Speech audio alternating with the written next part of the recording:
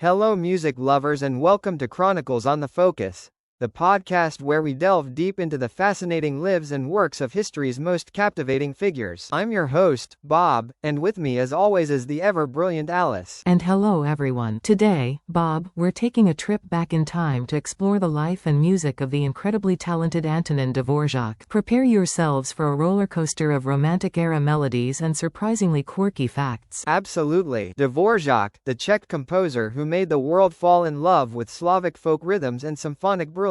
I mean, who doesn't know songs my mother taught me? But Alice, let's talk about the lesser-known parts of his story. Did you know he had 14 children? 8 survived infancy. Talk about a full house. 14? Wow, that's a symphony of kids right there. And they weren't just any kids. One of his daughters, Otyli, was a composer herself, who married his student, Joseph Suk. Talk about keeping it in the family. But back to Antonín, it wasn't all smooth sailing. He faced a lot of rejection early on in his career, sending his symphonies to competitions in Germany and Austria with little success. Imagine getting rejected by the same competition that Brahms judged. The struggle is real, even for musical geniuses. It wasn't until he got the recommendation from Johannes Brahms himself that he landed with the publisher Simrock, and his Slavonic dances took off. Suddenly, this guy who was once struggling to make ends meet was selling out concert halls. A real rags-to-riches story, with a few more children than most. And then came his time in America. He became director of the National Conservatory of Music in New York City. He didn't just teach, he composed his masterpiece, the Symphony from the New World,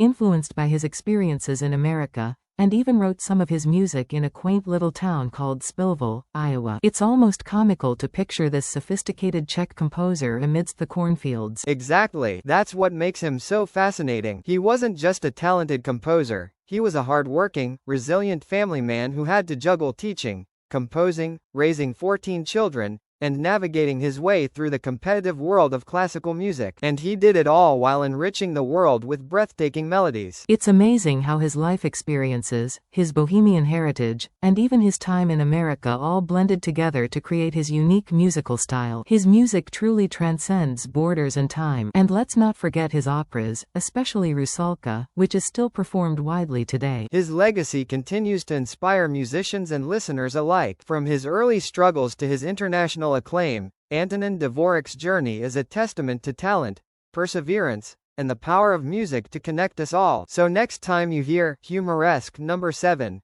remember the man behind the masterpiece and his incredible story. Thanks for joining us on Chronicles on the Focus. And thank you for listening.